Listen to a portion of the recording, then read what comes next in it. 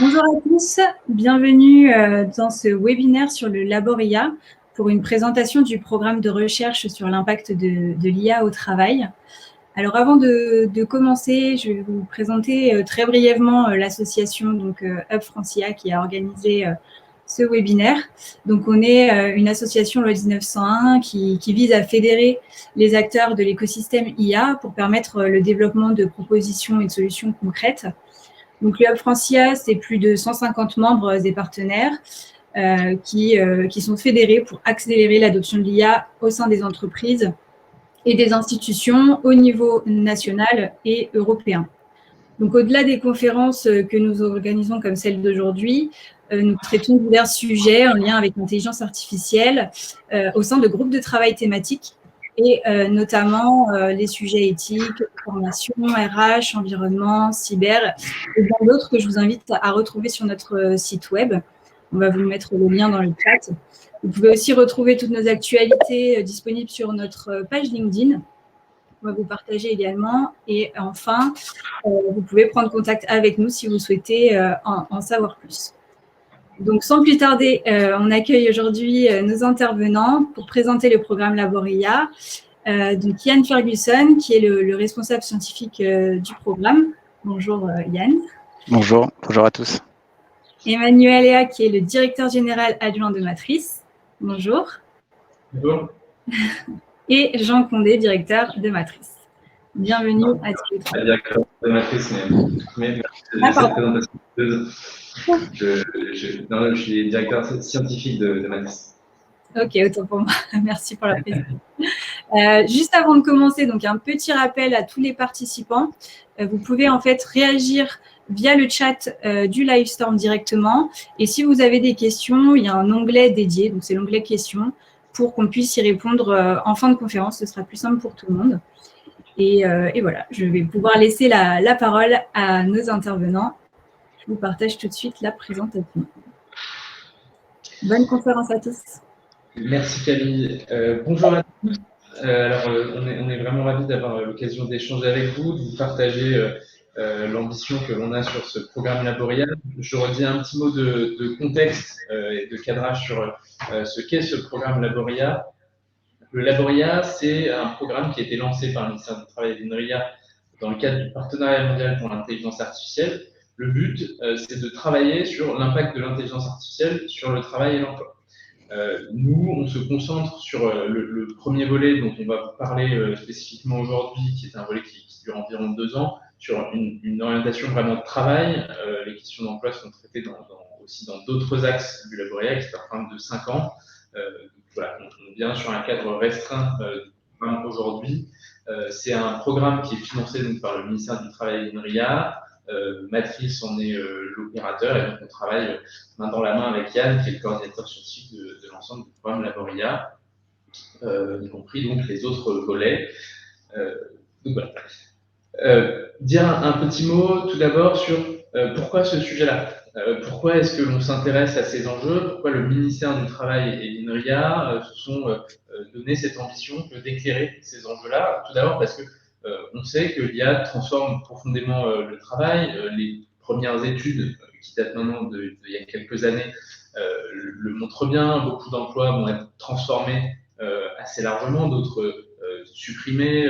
Et donc la question est bel et bien de comprendre les impacts précis de l'IA sur le travail, de les catégoriser, et puis aussi et surtout de concevoir des outils d'analyse, d'accompagnement de ces transformations, tant pour les organisations, et vous en êtes aujourd'hui les représentants, que pour outiller les politiques publiques. Et c'est aussi ça l'objet de la commande que le ministère du Travail et l'INRIA ont posée au travers de ce programme Laboria. L'objectif de ce programme, qui est un programme avant tout de recherche, c'est de concevoir ces instruments d'analyse, de bien être outillé pour être en capacité de comprendre les effets de l'IA sur le travail. Ça va aiguiller donc les politiques publiques, je l'ai dit, mais aussi, et c'est ça qui est vraiment au cœur dans la démarche, les stratégies des entreprises, le management aussi humain, donc des équipes qui vont voir leur métier se transformer, les besoins en compétences évoluer, la nature de leurs activités de travail même, parfois remise en question, parfois enrichie aussi. Tous les impacts ne sont pas négatifs dans l'IA, bien au contraire, ça permet aussi, et c'est ça qui est intéressant, d'identifier, d'automatiser un certain nombre de tâches qui peuvent et doivent sans doute l'être pour se concentrer sur ce qui est de l'ordre de notre humanité dans notre activité de travail. On a décomposé ce programme en deux grands axes. Un premier axe qui est vraiment le cœur de l'axe recherche, qui se découpe en deux objets. Tout d'abord, la réalisation d'une enquête longitudinale qui vise à observer le processus d'appropriation des systèmes d'IA par les organisations dans le travail, en regardant au travers aussi des décideurs dans les services d'innovation, dans les directions générales, dans les business units centrés sur des enjeux de data. Et donc, ça, c'est une phase d'enquête qui a cours dès le mois de juillet qui arrive jusqu'à la fin de l'année. Ça, c'est le premier axe. L'idée, c'est vraiment de trouver des premiers actes de compréhension, des indicateurs au travers des yeux de ceux qui sont déjà plutôt en pointe sur ces sujets-là, déjà les chevilles ouvrières de ces enjeux. L'autre volet, qui va durer, lui, un peu plus longtemps, c'est vraiment la conduite d'investigation terrain. On missionne pour ça toute une équipe, donc Jean pilote cette équipe de recherche en lien avec Yann. Et le but, c'est vraiment d'aller sur le terrain, d'observer, de comprendre, d'échanger avec toutes les parties prenantes, certes les chefs de projet de ces projets IA, mais aussi les salariés dont le travail est transformé par ces nouveaux projets, les acteurs du dialogue social dans l'entreprise, les RH, tous les acteurs, toutes les parties prenantes qui vont être impactés par cela.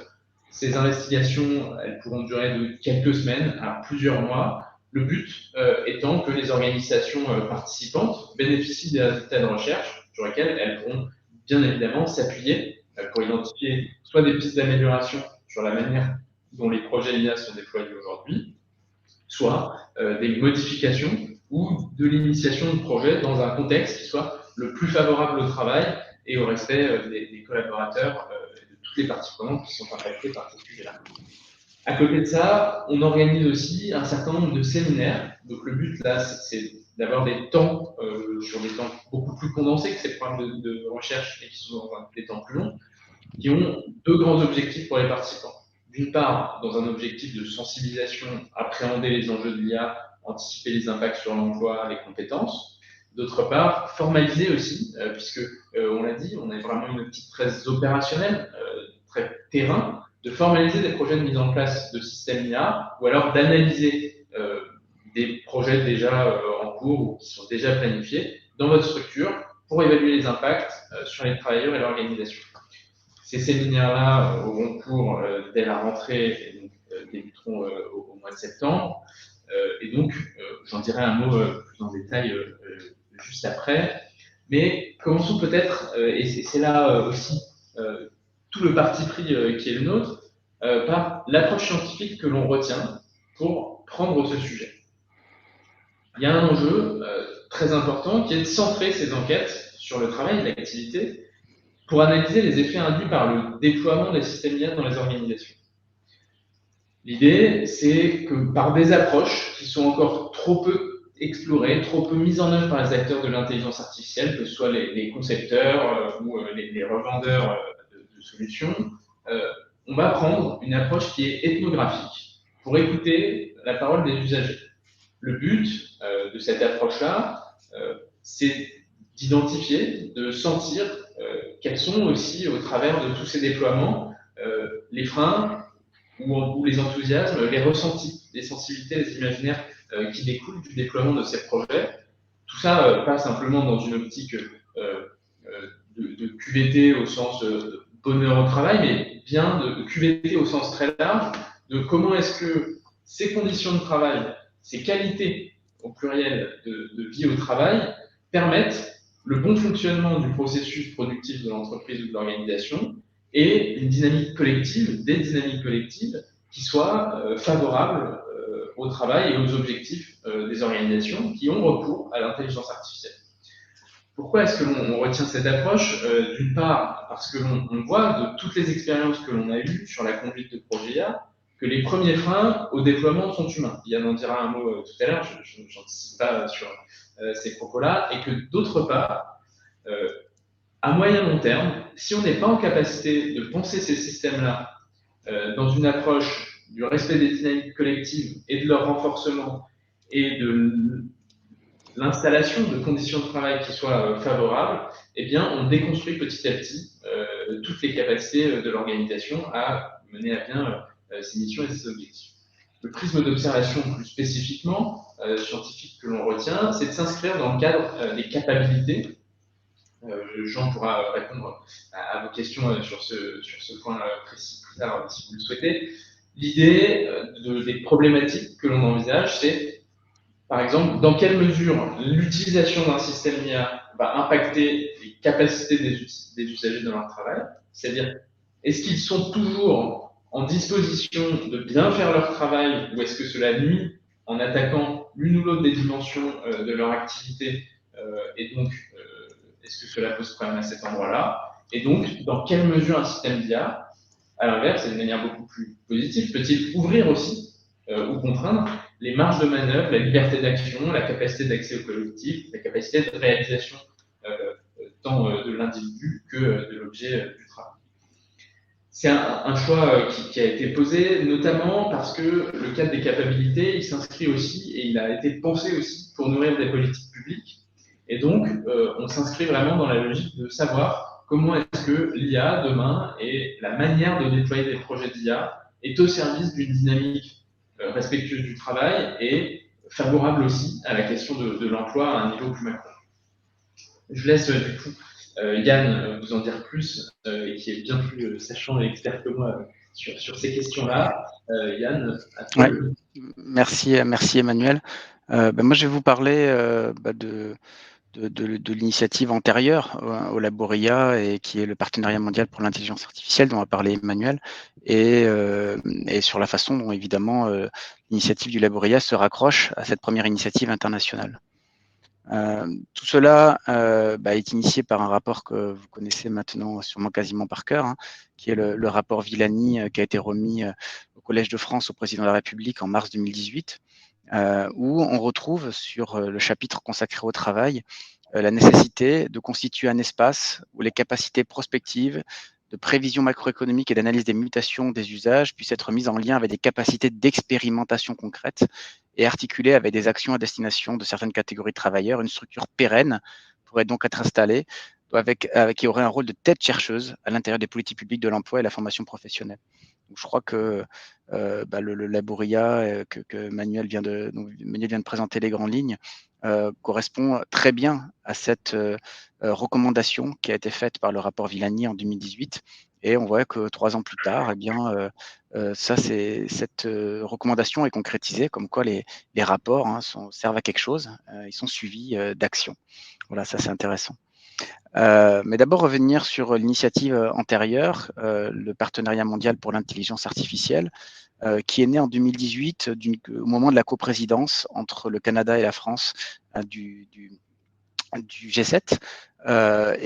Justin Trudeau et Emmanuel Macron font une déclaration où ils évoquent la nécessité de mettre en place une expertise indépendante d'experts internationaux pour mesurer et organiser le débat collectif sur les évolutions scientifiques de manière totalement autonome afin de favoriser la confiance dans ces technologies. Donc, il y a la volonté de sortir d'une approche purement nationale ou régionale sur ces sujets-là et d'éviter de nourrir une approche ultra concurrentielle ou guidée par des enjeux géopolitiques et d'avoir de la coopération internationale.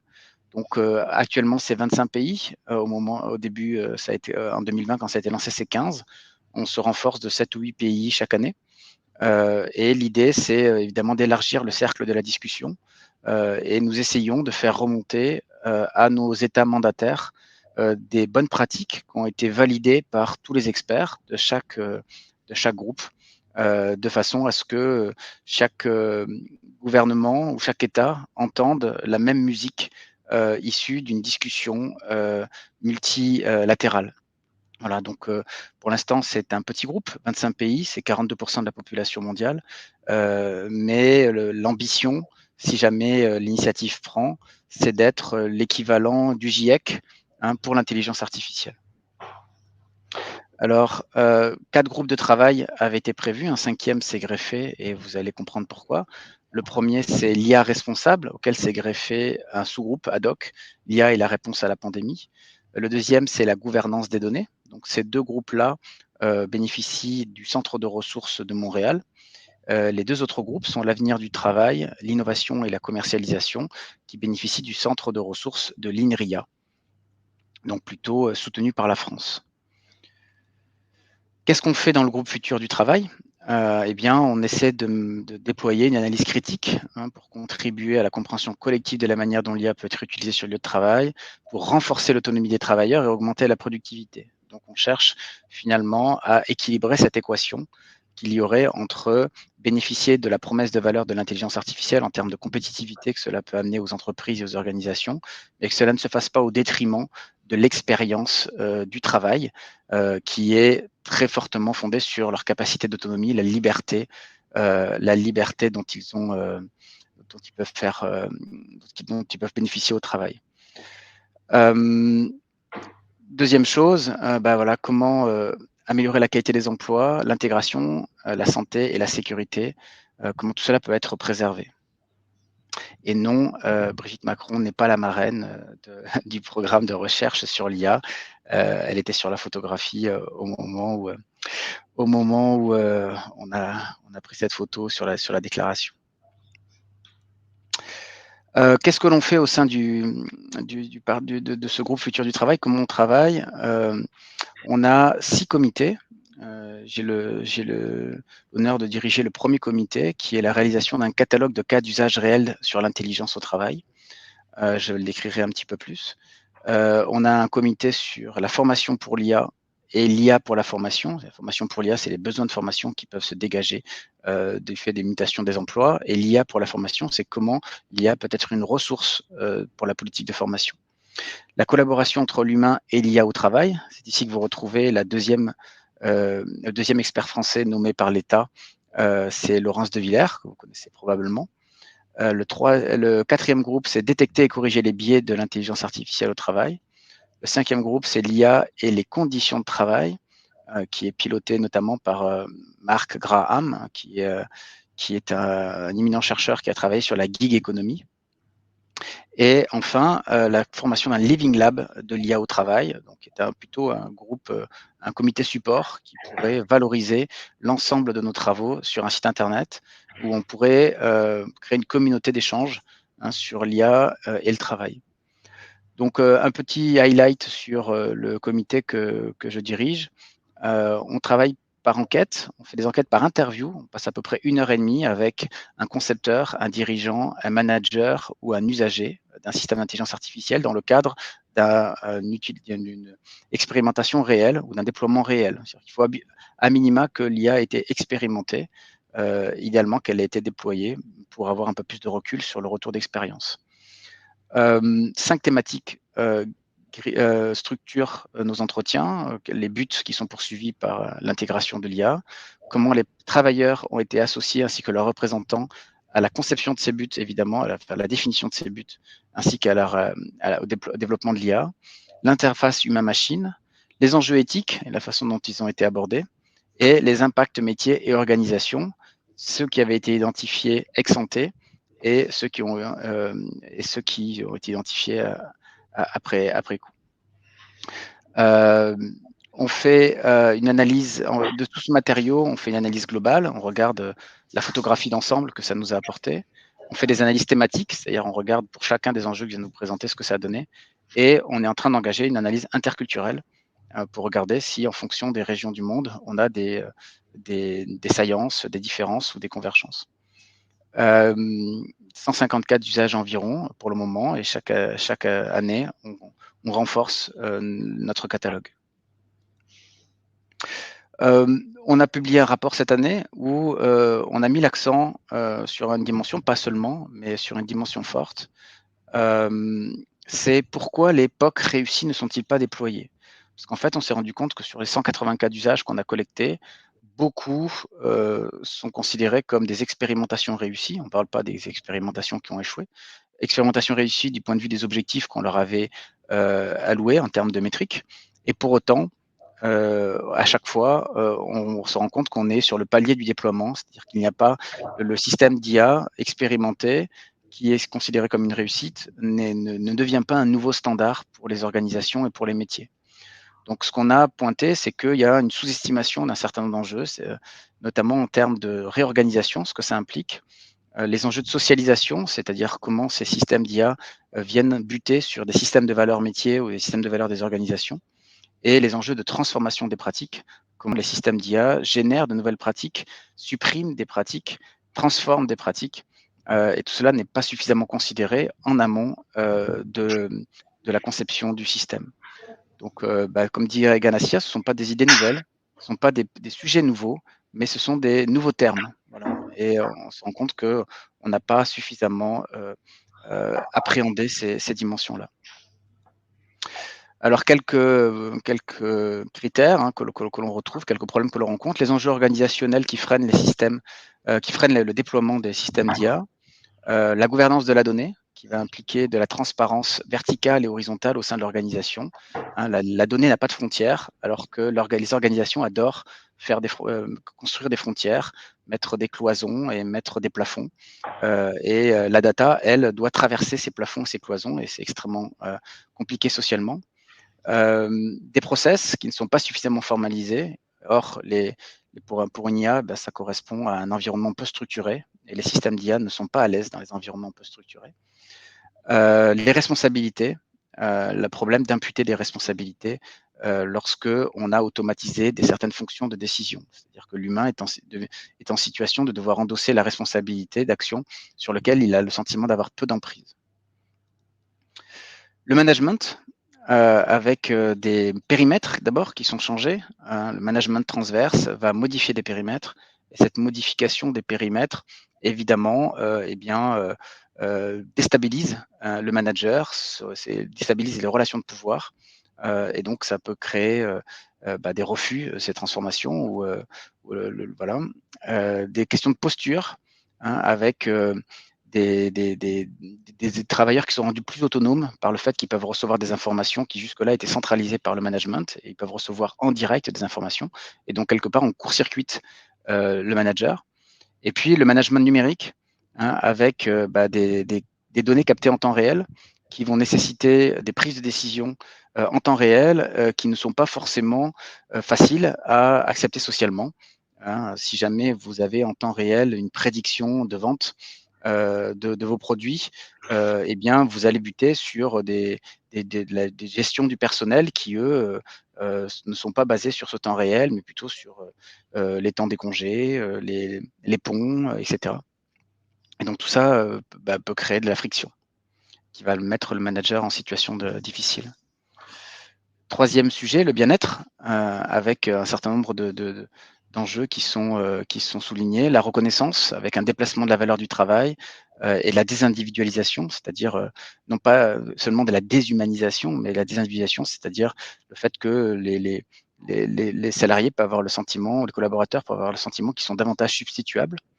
Les relations humaines, avec des automatisations de tâches sociales. On est accueilli ici par Francia, qui a un groupe extrêmement avancé sur la question des RH. Vous avez beaucoup de chatbots qui peuvent automatiser des fonctions RH au détriment d'une certaine qualité de relation humaine. Et puis, la surveillance et le contrôle, hein, avec la possibilité de développer du micromanagement grâce à l'intelligence artificielle, et qui pourrait bloquer l'acceptabilité de l'IA, et puis évidemment, au-delà de l'acceptabilité, dégrader fortement les qualités de vie au travail. Et enfin, le quatrième critère, la réduction de l'engagement au travail, avec des systèmes d'IA qui peuvent réduire l'autonomie, c'est-à-dire en provoquant, soit en renforçant le travail prescrit, c'est-à-dire des systèmes qui vous disent ce que vous devez faire, soit en générant de la passivité, hein, parce que petit à petit, vous développez une confiance excessive dans les systèmes d'IA et vous ne faites plus rien. Le savoir-faire, avec comme j'ai dit tout à l'heure, des modifications de pratiques et des savoir-faire qui sont constitutifs de l'identité professionnelle, qui peuvent être frappés d'obsolescence, des nouveaux savoir-faire qui peuvent émerger, dont certains peuvent être nettement stimulants, mais encore faut-il pouvoir upscaler, c'est-à-dire monter en compétences pour les déployer. Et s'ils sont effectivement concentrés sur des tâches à forte valeur ajoutée, ils peuvent aussi générer une intensification du travail. Et enfin, la responsabilité, avec parfois, en automatisant certaines fonctions de décision, eh bien, vous avez une réduction des capacités d'action et de jugement, et donc forcément, même si on n'en a pas conscience, une réduction de l'engagement éthique ou l'engagement moral dans sa propre tâche. Et donc, le souci va venir que petit à petit, les personnes vont se sentir déresponsabilisées des conséquences ou de la qualité ou tout simplement du bon déroulement de leurs tâches. Et donc, ce sont tous ces sujets-là qui ont émergé à travers toutes les études de cas d'usage que l'on a faites et qui vont contribuer évidemment à la façon dont on va regarder le travail au sein du Laboria. Voilà, j'ai terminé. Je vous repasse le relais. Merci. Alors du coup, la question que je commençais à vous poser, c'est très bien, et nous, dans tout ça, quelle est la place que l'on peut avoir? Elle est très importante à plusieurs égards. Un programme de recherche, ça ne marche que si on a des organisations qui nous ouvrent des terrains, qui s'intéressent à la question et qui acceptent d'ouvrir aussi un petit peu la boîte de leurs organisations. Plusieurs modalités pour ça. Je vous ai parlé de l'étude longitudinale dans un premier temps, celle qui commence au mois de juillet. L'idée, c'est que on va avoir besoin de participants pour y prendre part. C'est assez léger. Plutôt des profils décideurs ou top management de services innovation, des profils qui ont en charge des missions data au sein de leur organisation ou des représentants de la direction générale. Les modalités, c'est très simple. C'est un premier échange de 15 minutes avec l'un de nos chercheurs. Jean, je ne sais pas si tu veux en dire un tout petit peu plus sur concrètement qu'est-ce qu'on attend de ces échanges et de ces entretiens. Ça peut être utile. Oui, là, l'idéal, c'est d'avoir des gens qui ont plusieurs cas d'usage, soit en tête, en prévision, ou qui se sont déjà déroulés. Plus on va avoir des cas d'usage variés, mieux ça sera dans cette enquête-là. Donc, on va parler d'hétérogénéité, de maturité de projet, si les projets sont tout jeunes ou s'ils ont passé le cap de l'expérimentation, qui sont déjà en déploiement depuis quelques mois, c'est aussi extrêmement intéressant. Là, l'objectif de cette étude, ça va être de tenir une sorte de journal de bord avec la personne et de venir passer un petit peu de temps avec elle. Là, on n'a pas défini très précisément le protocole, mais ça va être quelque chose comme 1h30, 2 heures tous les 3 mois, tous les 6 mois, pour avoir en fait un état des lieux de l'évolution des dynamiques de projets en matière d'IA, et puis faire état avec cette personne de l'évolution des problématiques et puis des modalités qui sont mises en place par cette personne ou par son équipe pour venir répondre à ces problématiques dans les différents niveaux qui ont été présentés par Yann. Voilà, donc ça c'est la première étape. On vous donnera nos contacts si jamais vous êtes intéressé. Vous-même, ou si vous connaissez dans votre entourage des personnes qui correspondent à ces critères-là et qui peuvent être intéressées, on est très preneurs de ces postulants pour accepter d'échanger avec nous. Ça, c'est le premier point. Le deuxième point, qui est un peu plus engageant, mais qui amènera aussi un regard beaucoup plus fin et du coup aussi pas mal de valeur sur vos pratiques, vos projets et donc une réflexivité tout à fait intéressante, c'est la partie investigation terrain.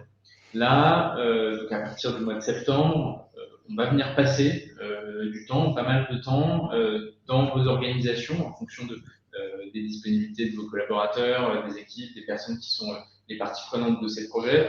L'enjeu pour nous, c'est d'avoir une compréhension approfondie des impacts que vous avez, de récolter cette information-là, de la catégoriser et de se servir de l'ensemble de ces terrains d'investigation pour concevoir, agglomérer un outil d'analyse qui soit cohérent et qui permette d'être opérationnel pour accompagner les organisations dans de futurs déploiements et de nourrir aussi pour voir quels sont les vrais freins à l'adoption d'une part ou les limites dans les modalités de déploiement de l'IA et donc les mitigations qu'il faut apporter par rapport au cadre qu'on peut proposer dans les politiques publiques pour justement être capable d'accélérer à la fois le déploiement de l'IA dans les organisations, de le faciliter, dans un cadre qui soit respectueux du travail et au contraire qui, plutôt que d'affaiblir l'intérêt d'une activité de travail, puisse venir l'enrichir, la protéger, la développer. Oui, par exemple, en fait, on peut venir nous voir avec des questions du type j'ai mis en place tel système pour venir soulager mes employés sur cette tâche particulière que j'avais analysée comme n'étant pas indispensable ou comme étant particulièrement laborieuse pour lui ou voilà, une tâche qui n'est pas agréable, qui n'a pas de valeur ajoutée. Pour autant, je constate que il n'y a pas d'adoption de la solution, alors qu'il me semble que l'ergonomie est bonne. Donc, je n'arrive pas à comprendre en tant que directeur innovation, en tant que DG, je n'arrive pas à comprendre pourquoi ça ne fonctionne pas, pourquoi il n'y a pas d'adhésion à ce projet. J'ai bien des hypothèses, mais ça m'aiderait beaucoup de pouvoir avoir une analyse extérieure pour m'aider à formaliser les raisons qui amènent soit les personnes à adopter une solution, soit ne pas l'adopter. Voilà, donc nous, on va venir, et puis par cette enquête approfondie, on va aussi pouvoir avoir une forme de guidance stratégique par rapport à ces systèmes qui sont proposés par dans le cadre de certaines équipes et certaines tâches. Merci Jean. Donc, pour participer en tant que terrain d'investigation, on est dans un cadre de déploiement forcément d'un système d'intelligence artificielle. C'est pas sur un projet futur ou une réflexion. Il faut qu'il y ait déjà des premières étapes d'amorcer, que la solution, le cas d'usage soit déjà identifié. Cette partie, elle est intégralement financée par le programme Laboria. Donc, il n'y a pas d'apport financier de la part des organisations. Outre le temps homme qui va être libéré de toutes les parties prenantes qu'on va interroger, en fonction de la complexité du terrain, en fonction de la maturité du sujet, on estime que c'est entre 2 et 6 mois de présence de notre part. Alors, pas en continu, bien entendu, puisqu'il s'agira de voir plusieurs personnes et que ça va prendre un peu de temps, pour vraiment être au cœur de votre organisation. Donc, c'est ouvert à toutes les organisations qui ont utilisé de l'IA ou qui en utilisent, qui viennent de s'engager dans un projet qui débute. Très simplement, hein, c'est quelques personnes dans l'organisation qui vont représenter les différentes parties prenantes d'un projet, potentiellement les voir plusieurs fois pour voir quand on est vraiment dans un contexte de déploiement s'il y a des évolutions entre le moment où on commence la conception du projet et le moment où il est déployé. C'est pour ça qu'on s'inscrit dans des temporalités un petit peu longues sur certains projets. Et donc, quand il y a des observations à voir entre on va le déployer et voir peut-être après le déploiement si ça a été adopté, si ça a marché, quels ont été les ressentis, etc. Il y a tout un tas de sujets qui peuvent être intéressants. Donc voilà. Globalement, je poserai la question peut-être à la fin, mais s'il y en a déjà certains d'entre vous qui sont intéressés, n'hésitez pas à vous manifester, ou en tout cas, si vous êtes, et ça peut être simplement sous une forme de sondage pour voir dans l'audience, si vous êtes dans cette situation, vous pouvez aussi vous manifester sans que ça vous engage pour autant à continuer, simplement pour voir l'appétence potentielle qui peut y avoir.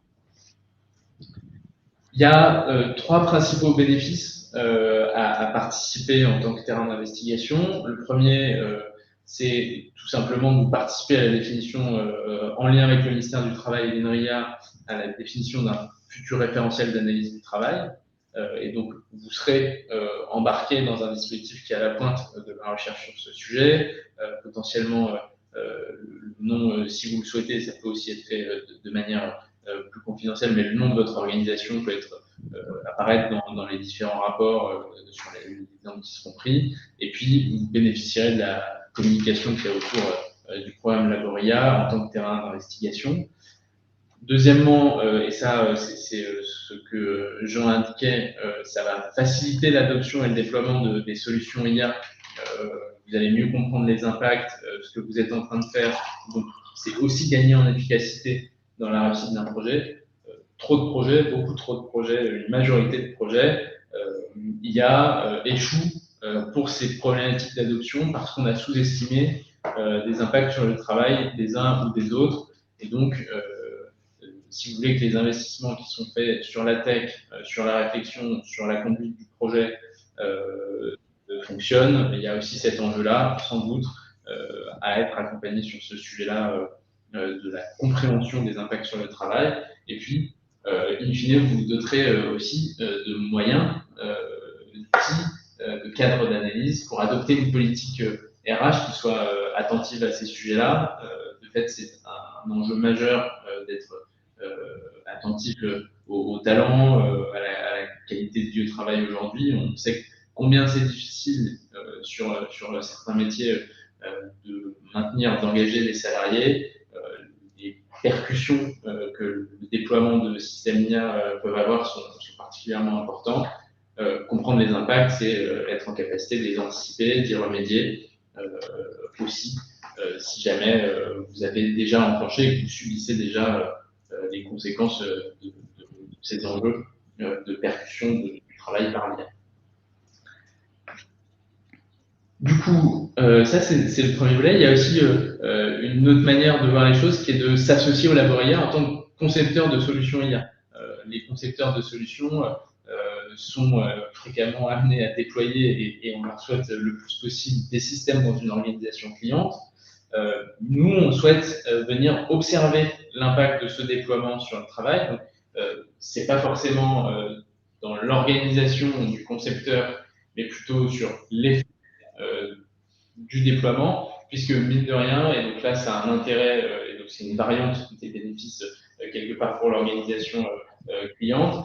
Ça a un intérêt pour savoir justement comment est-ce qu'on fait pour avoir une meilleure réussite client. Comment est-ce qu'on est capable, nous, en tant que concepteurs, fournisseurs de solutions IA, d'anticiper ces transformations et de proposer non pas uniquement notre plateforme IA en SaaS, sans égard pour tous les enjeux qui vont être impactés et prendre le risque d'un manque d'adoption, puisque c'est aussi un échec client si la solution ne fonctionne pas.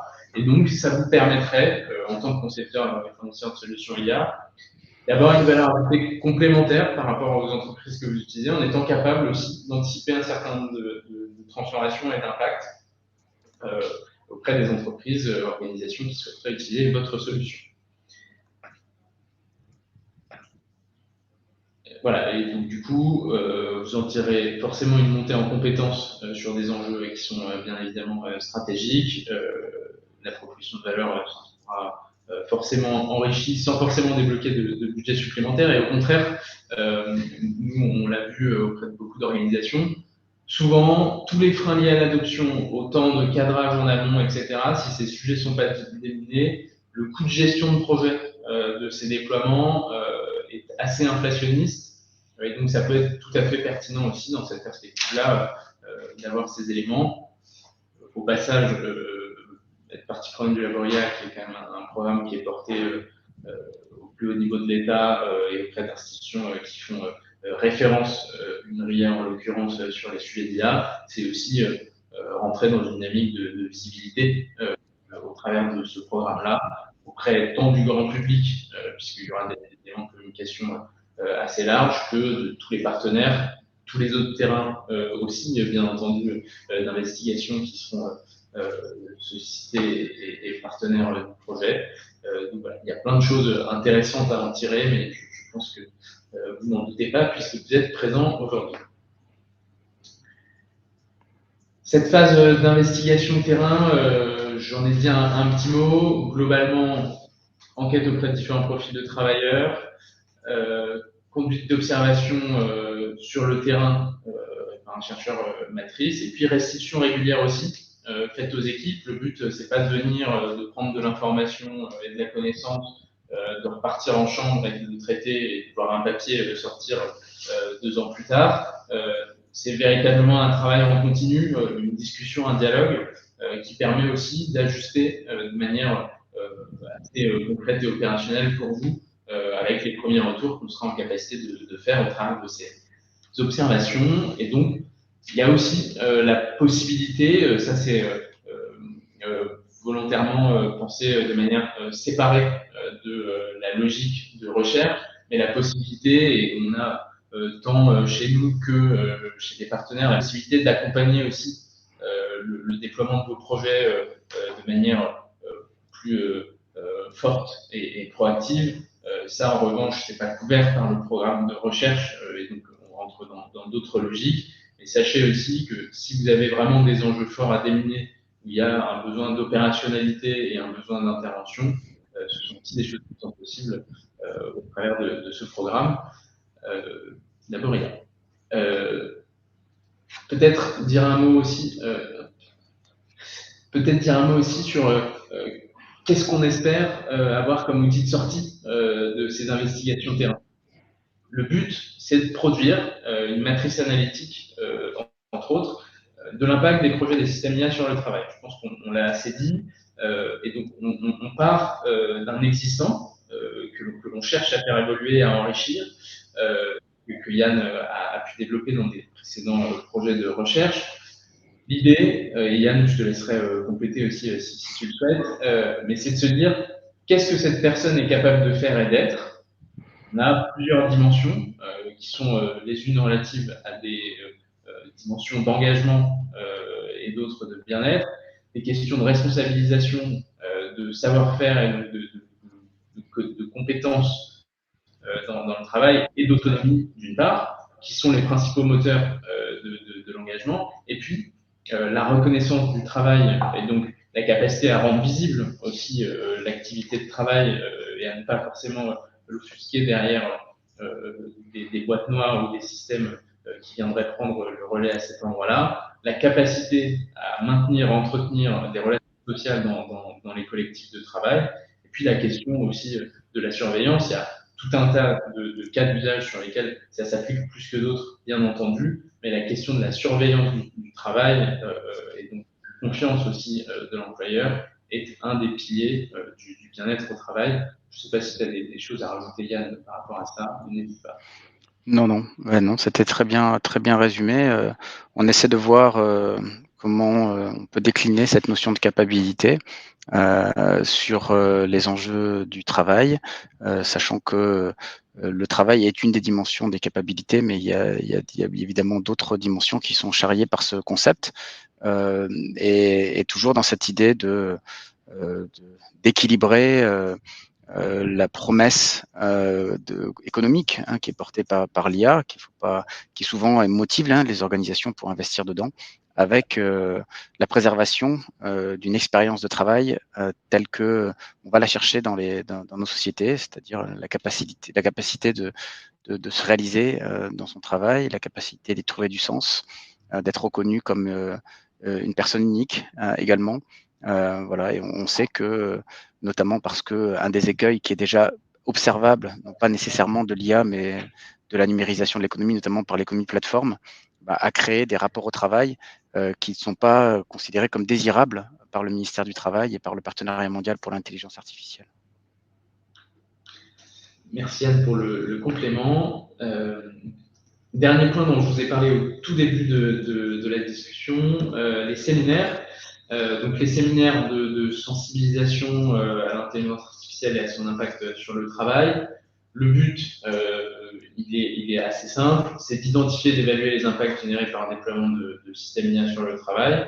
Donc, on va venir chercher dans des exercices ou fictifs ou en partant de choses que vous avez déjà en cours dans vos organisations sur des logiques de conception et de planification, aussi la capacité à prendre en compte ces enjeux-là dans un projet, et puis les objectifs d'encapacitation des responsables de ces projets-là ou des équipes qui seront impactées pour analyser et outiller une situation de déploiement d'intelligence artificielle, c'est-à-dire comment est-ce qu'on a les bonnes connaissances et les bons réflexes aussi quand se présente un sujet de déploiement de projet IA pour prendre en compte, anticiper tous ces sujets-là Et ça, c'est l'objectif de ces séminaires.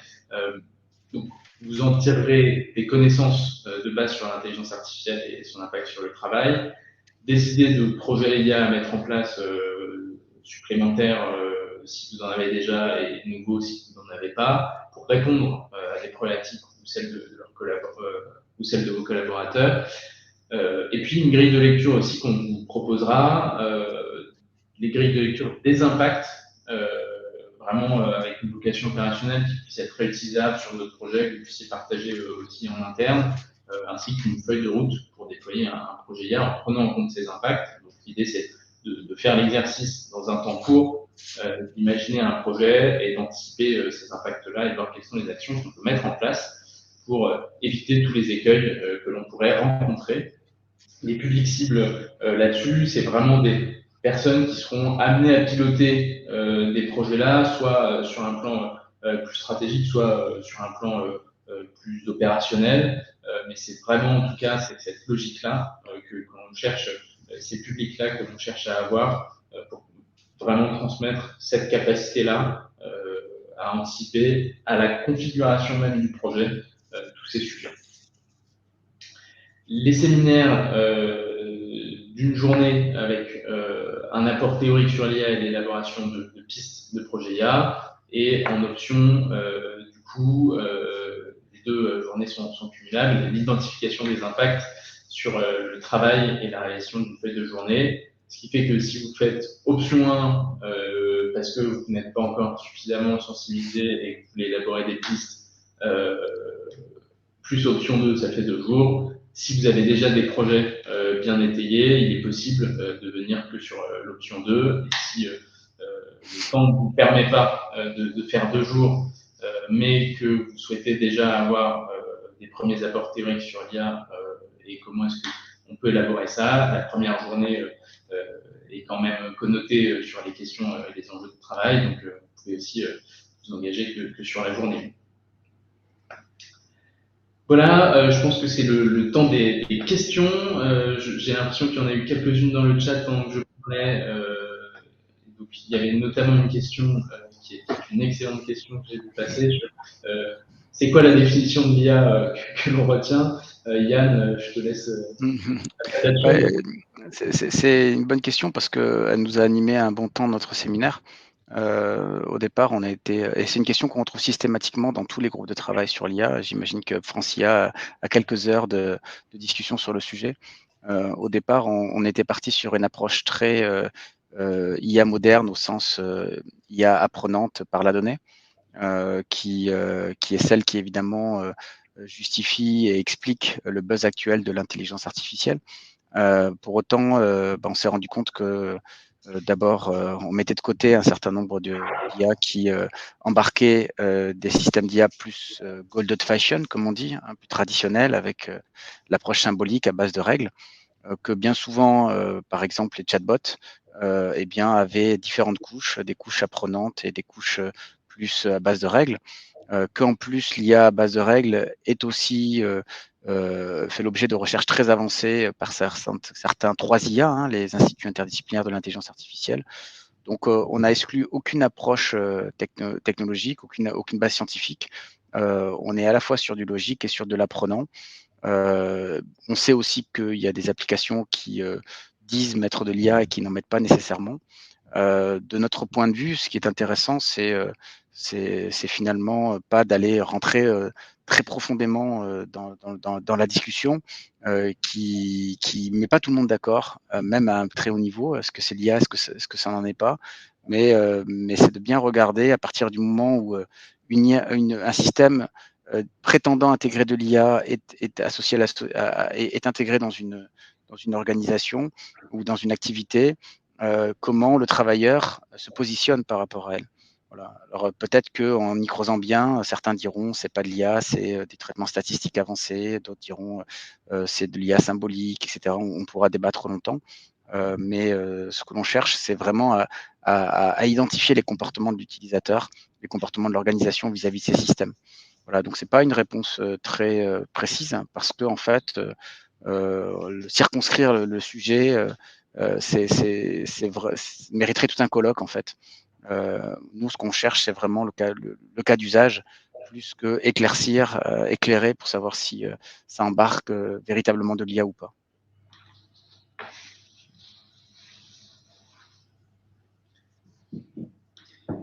Merci. Alors, je vois qu'il n'y a pas forcément d'autres questions pour le moment.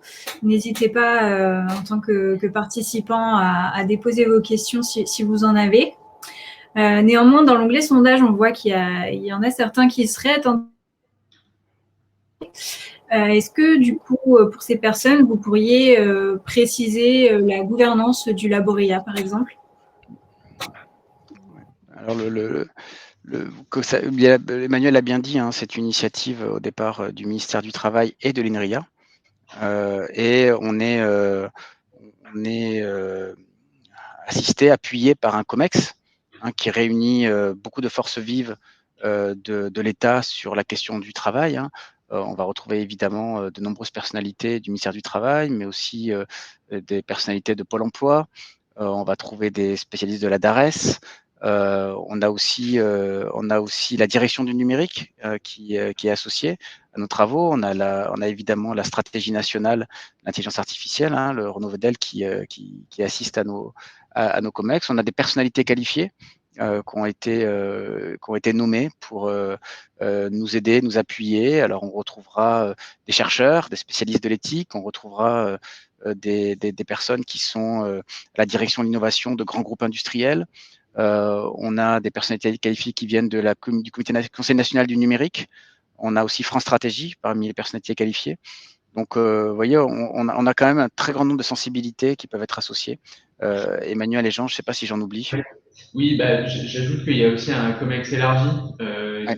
qui va associer tous les partenaires sociaux. Ouais, exactement. C'est vraiment un enjeu majeur sur ces sujets-là. Donc, ils ont déjà tous été sollicités, etc. Et donc, la première réunion du COMEX élargi, je crois, aura lieu là sur la fin de l'année, puisqu'ils arrivent dans un second temps.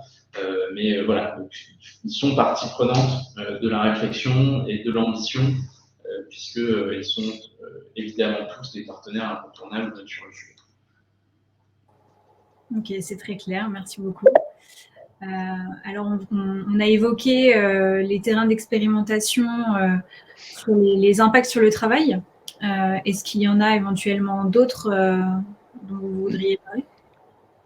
Ouais, bon, on a commencé à faire une liste de terrains d'expérimentation qui sont en discussion avec le COMEX, qui ne sont pas ni validés ni priorisés. C'est plutôt des entrées thématiques de type la question de la maintenance prédictive, par exemple. On ferait un gros focus sur cette question-là. Les agents conversationnels et les cobots pour cibler en fait les spécificités de relations humain-machine qui peuvent se structurer avec l'IA. La question des biais algorithmiques dans les recrutements qui pourraient faire l'objet d'un focus spécifique. Les questions de la formation. Et puis évidemment, comme on a quand même le ministère du Travail qui fait l'emploi, la réinsertion qui pilote, ils sont intéressés par des réflexions sur les organisations publiques pour regarder comment ça impacte les organisations publiques. Donc tout ça est en cours de discussion aujourd'hui pour élargir évidemment les expérimentations et puis voilà, compléter tous les travaux qu'on va avoir avec Matrice sur l'impact sur le travail. Ok, c'est très clair, merci. Ouais. Peut-être une autre question sur ce que vous évoquiez en introduction sur le PMIA.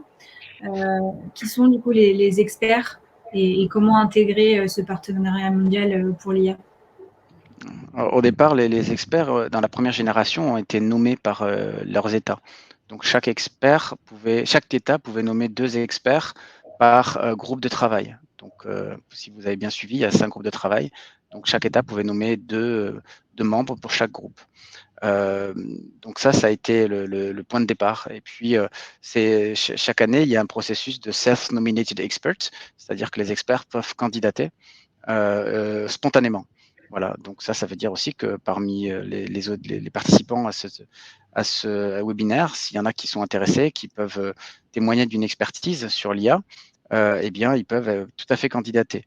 Alors, qu'est-ce que c'est une expertise sur l'IA? C'est peut-être une expertise académique, ça peut être une expertise industrielle, ça peut être une expertise du point de vue des partenaires sociaux. Je vois que Nicolas Blanc est parmi nous. Il a posé la question et il est expert du partenariat mondial, hein, au titre de son mandat d'un syndicat CFE-CGC. On a des partenaires sociaux d'Allemagne, des Pays-Bas. Donc ça, c'est très important.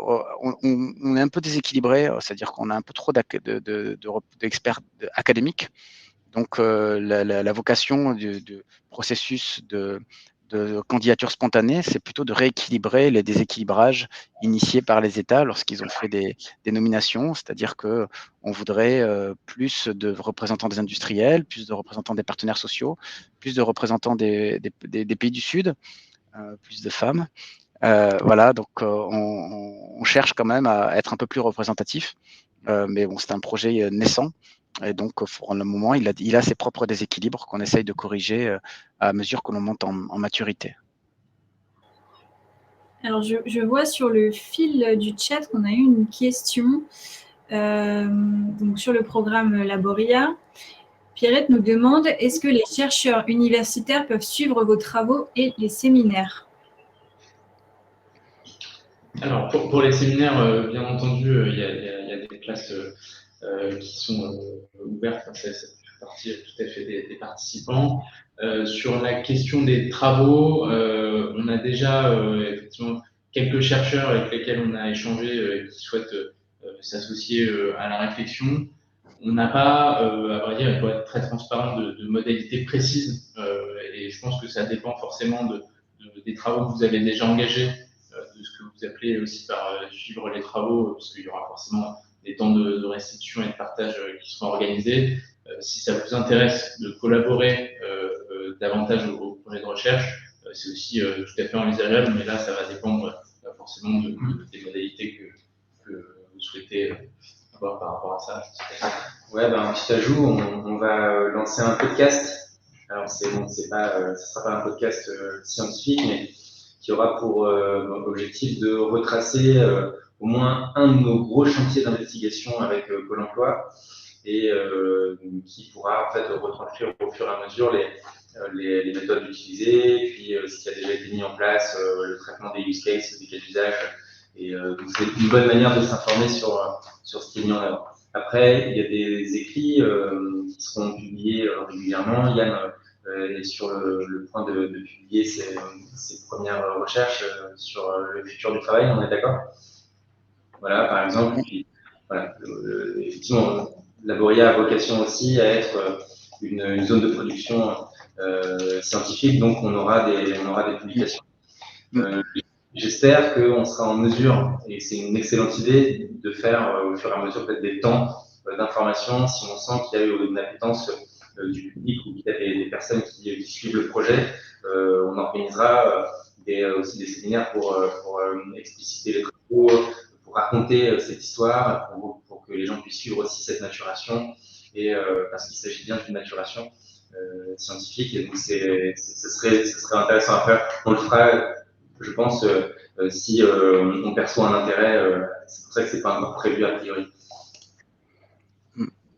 On a eu un comité scientifique initial qui a été élargi, où on avait invité des chercheurs qui étaient notamment en charge pour l'OCDE d'une enquête sur l'IA au travail, hein, puisqu'on a essayé d'associer une certaine communauté d'enquêteurs sur le sujet pour à la fois ne pas être redondant, recevoir leur expertise et construire un vrai positionnement.